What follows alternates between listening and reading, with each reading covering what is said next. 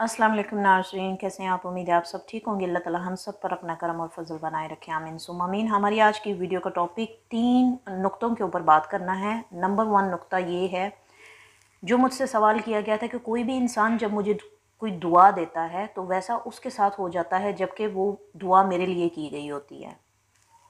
दूसरा जो मौजू है हमारा आज की बात करने का वो ये है कि किसी के दिल की बातें आपका दिमाग कैसे समझ पाता है, और नतीजा ये होता है कि दूसरे के दिमाग में आने वाले ख़यालात आप पर कैसे ज़ाहिर होने लगते हैं। तीसरा मौजू हमारा होगा कि दुआ कहें तो बहुत कुछ अता करा देती है, और अगर दुआ की अहमियत समझ से बाहर हो तो ज़ुबान से निकले सारे अल्फाज बेमायना लगते हैं। तो चलिए बढ़ते हैं हमारे आज के टॉपिक की तरफ। वीडियो शुरू करने से पहले आप सबसे सेम रिक्वेस्ट, चैनल पर अगर नए तो चैनल को सब्सक्राइब कर दें, वीडियो को शुरू से लेकर आखिर तक देखें और वीडियो को लाइक ज़रूर कीजिएगा। Thank you so much. मुझसे ये सवाल किया गया था 2 से 3 महीने पहले। मसरूफ़ियत के बायस मैं रिप्लाई नहीं कर पाई, तो आज मैंने सोचा कि टॉपिक के अंदर, अपनी वीडियो के अंदर इसका भी जवाब दे दिया जाए ताकि जिसने सवाल किया उसको इस बात का जवाब मिल जाए इस वीडियो के थ्रू। नाम मैं यहाँ पे लूँगी नहीं, होप कि वो वीडियो देख लेंगी और समझ पाएंगी। सवाल ये किया गया था कि अक्सर मेरे साथ ऐसा होता है कि मेरे से जुड़े लोग जब मुझे कोई दुआ देते हैं तो मुझे उसका असर देखने मेरी अपनी ज़ात के ऊपर ज़ाहिर नहीं होता, लेकिन दुआ देने वाले पर वो पा चुका होता है जो उसने मेरे लिए की थी। सबसे पहले यहाँ पर बात जो है गौर करने की वो ये है कि जब भी कोई आप के लिए दुआ करता है तो हमेशा उसके लिए दुआ किया जाना भी ज़रूरी है। वजह कि ऐसा क्यों करना होता है, समझने की ज़रूरत है। वजह यह है कि किसी के मुंह से अदा हुए अल्फाज एक अहमियत रखते हैं। दूसरे लफ्ज़ों में इसकी अहमियत, इसकी पावर, इसकी स्पिरिट, इसकी क्वालिटी बहुत मैटर करती है। बात वहीं असर दिखाती है जिसमें जान हो, ताकत हो। वो लफ्ज़, वो अल्फाज, वो दुआ और ताकत जब पकड़ती है जब वो सुनने वाले के दिल में जगह बना लेती है, और जब सुनने वाले के गुज़रते लम्हों के साथ वो 1 या 2 बार उसको अपने दिल में याद करता है, तो वही अल्फाज की वाइब्स होती हैं, पॉजिटिव रिज़ल्ट होता है जो उसमें शामिल हो जाता है। और ये वो वक्त होता है कि जब इस सुनने वाले इंसान की पॉजिटिव सोच रख कर ये सोचना चाहिए कि अल्लाह हर किसी को वो दे जो मुझे पसंद हो। नतीजा बताने वाले और सुनने वाले दोनों के दिल की बात गैब में अल्लाह जानता है, और हमें वो मिल पाता है जो किसी ने आपके लिए कहा हो, और बदले में आपने जो भी कहा हो तो फैज़, नतीजा, रिज़ल्ट दोनों अफराद को, दोनों की पसंद के हिसाब से उसको अता हो जाता है। टॉपिक हमारा ये है कि किसी के दिल की बातें मेरे दिमाग तक कैसे आती हैं और नतीजा के सामने वाले इंसान के दिमाग में आने वाले ख़यालात मुझ पर ज़ाहिर होने लगते हैं।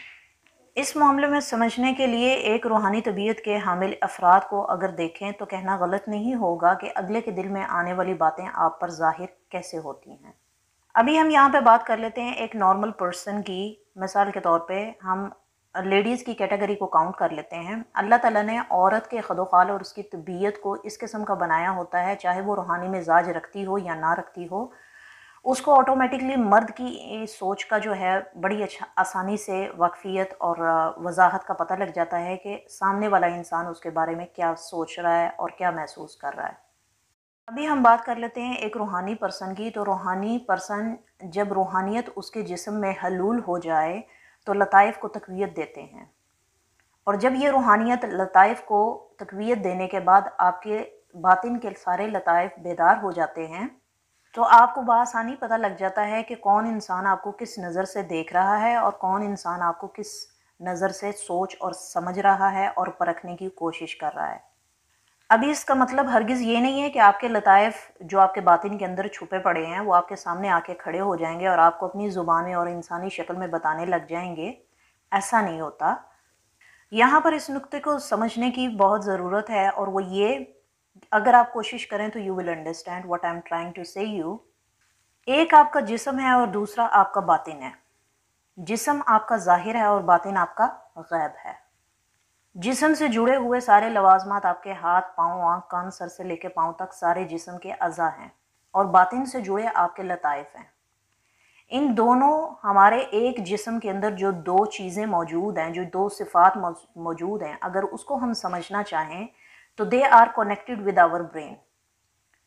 रूहानियत में हमारे ब्रेन का जो मुकाम है वो लतीफ़ा याना का है, और जिस्मानी तौर से अगर देखा जाए तो शऊर लाशऊर यानी आपका कॉन्शियस सबकॉन्शियस माइंड है। आपके जिस्म में सर से लेकर पाँव तक जब कभी किसी जिस्म के हिस्से पर आपको तकलीफ़ होती है और आपको एहसास होता है तो आपको कौन बताता है? अगर ये मैं सवाल आपसे करूं तो आपका जवाब होगा उस दर्द के बारे में आपको आपका दिमाग बताता है। और दिमाग आपको जो है वो गाइडलाइन देता है कि आप अपने जिस्म के किसी हिस्से को हिला के, मीन्स आप अपनी आंखों को थोड़ा सा मूव करें और अपने जिस्म के उस तकलीफदा हिस्से को देखने की कोशिश करें और अंडरस्टैंड करें कि आपको दर्द किस वजह से हुआ। इसी तरह आपका बातिन आपके अंदर की रूहानियत की ताकत को मुख्तलिफ तरीके से आपके ऊपर जाहिर करता है। सामने बैठा इंसान जब आपके बारे में किसी किस्म के ख्यालात और सोच का हामिल होता है, कुछ सोच रहा होता है, कुछ प्लानिंग कर रहा होता है, तो एक रूहानी पर्सन को उसकी रूहानी पर्सनैलिटी की वजह से इंडिकेशन मिल जाती है कि ये पर्सन आपके बारे में क्या सोच रहा है। अभी बीइंग ए ह्यूमन, एक इंसान होने के नाते देखा जाए तो अगर इंसान रूहानी और स्पिरिचुअल पर्सनैलिटी का हामिल होता है कि उसके सब लताइफ बेदार होते हैं और साथ में वो जिस्मानी तौर पे भी इस काबिल होता है कि वो अपनी चीज़ों को, मसलों को डायग्नोज कर सके, तो आपकी लाइफ बहुत आसान और इजी हो जाती है और आपको अंडरस्टैंड आना शुरू हो जाता है कि आपको कौन सा प्रॉब्लम किस टाइम पे आया और आपने उसको किस तरह टैकल करना है। तो जब कोई इंसान आपके बारे में किसी किस्म की सोच रखता है गैबाना तौर पे अपने बातिन के अंदर यानी अपने दिल के अंदर, तो वो मैसेज आपको आपका बातिन उससे लेके आपको बताता है और आपके उसी लताइफ में ज़र्ब लगती है, उसी लताइफ में हरकत होती है जिस लताइफ से इस लतीफ़ा से रिलेटेड वो कोई थॉट अपने माइंड के अंदर लेके बैठा होता है। और यही बात है जिसकी वजह से एक रूहानी पर्सन बड़े अच्छे तरीके से अगले बंदे की थॉट्स को आसानी से समझ पाता है। अभी ये सारी बात जो भी मैंने आपको बताई है, मैं उम्मीद करती हूँ कि आपको समझ तो आई होगी, लेकिन उतनी डीपली समझ नहीं आई। डीपली समझ में तभी आएगी जब आपके लताइफ बेदार होंगे और आपको पता होगा कि आपकी जो रूहानी ताकत आपके अंदर मौजूद है, वो रूहानी ताकत ट्रैवल करती है आपकी बॉडी के अंदर, और जब वो ट्रैवल करके किसी एक लताइफ को हिट करती है तो वो लताइफ आपको इन्फॉर्मेशन देता है कि अगला बंदा क्या बोल रहा है। तो इसी तरह हम समझ सकते हैं कि जब कोई इंसान मेरे बारे में मोहब्बत के जज्बात लेके बैठा है तो मेरे दिल को वो बात लगेगी और वहाँ पे मुझे उस किस्म की ज़र्ब महसूस होगी, उस तरह की फ़ीलिंग महसूस होगी, और मेरा बातिन मुझे मेरे माइंड के थ्रू, लतीफ़ा याना के थ्रू ये गाइडलाइन देगा कि हाँ, ये बंदा मेरे बारे में मोहब्बत का एहसास रखता है।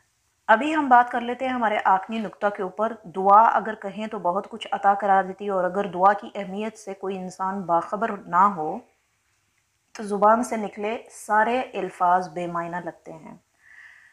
देखें, अगर यहाँ पे देखा जाए, अगर दुआ मांगने वाले को पता लग जाए ना और यकीन हो जाए कि दुआ कबूल होगी, तो यकीन माने दुआ करने से पहले, लफ्ज़ अदा करने से पहले ही अता कर दिया जाता है।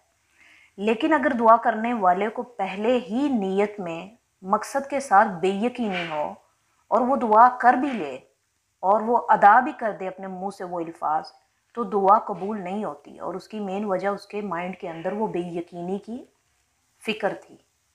मेरी ज़िंदगी में, मेरी लाइफ में जहाँ तक मुझे याद है, मुझे कभी दुआ मांगने की एक तो सलीका नहीं आया, एक तरीका नहीं आया, और ना ही कभी मुझे इस चीज़ का एहसास हुआ कि मुझे दुआ मांगनी चाहिए। और उसकी मेन रीज़न क्या थी?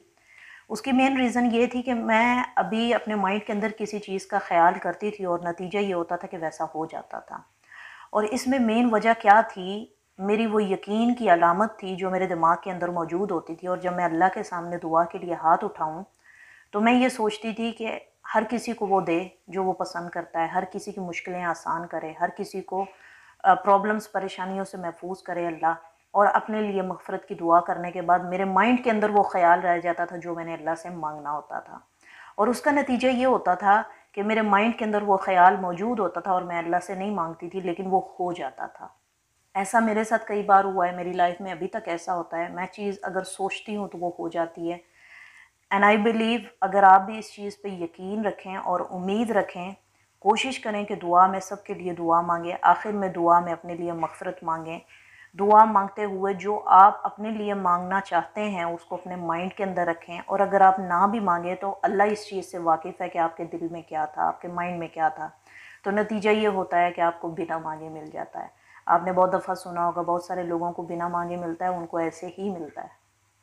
मैं उम्मीद करती हूँ आपको आज का टॉपिक बाकी टॉपिक्स की तरह अच्छा लगा होगा। अगर अच्छा लगा है तो वीडियो को लाइक कर दें, चैनल पर अगर नए तो चैनल को सब्सक्राइब कर दें। मिलते हैं अगली वीडियो में नए टॉपिक के साथ, तब तक के लिए आपसे इजाज़त चाहूँगी। अपना ख्याल रखिएगा, दुआओं में याद रखिएगा। टेक केयर, अल्लाह हाफिज़।